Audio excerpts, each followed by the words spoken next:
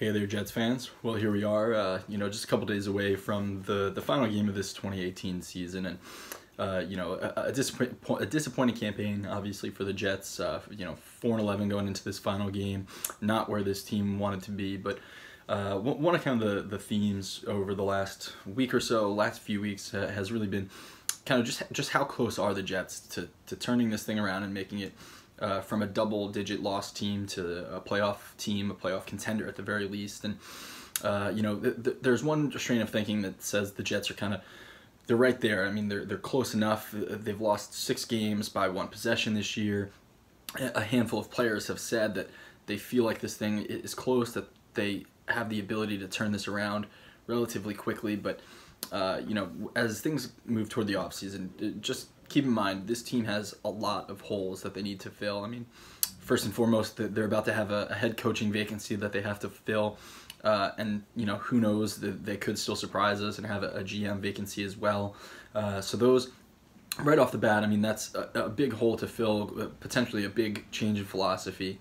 And then just look across the roster. I mean, this team is still in dire need of a lot of things. Yes, they have Sam Darnold, and that's a great building block. Jamal Adams, a good building block on the defensive side. But on the offensive side, running back, still an area of need. Wide receiver, a top-tier threat, still an area that the Jets need to fill. A couple holes on the offensive line.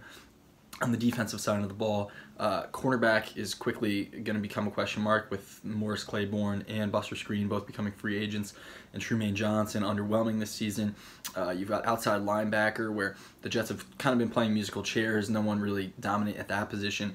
And defensive end, I mean, the Jets at this point still seem high on Leonard Williams, but Henry Anderson's going to be a free agent, and he has been arguably their most productive defensive end. Nathan Shepard hasn't produced all that much. He's kind of fallen off in recent weeks.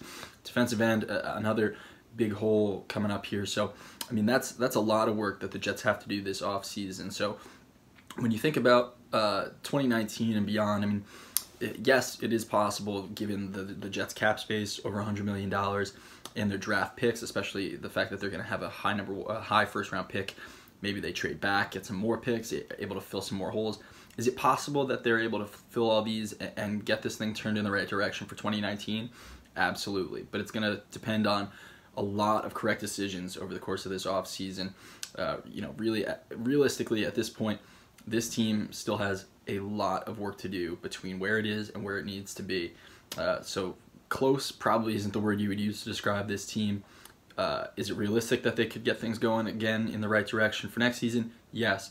But again, like I just said, it's going to require a series of correct decisions, and in recent years, that's been a struggle for this organization.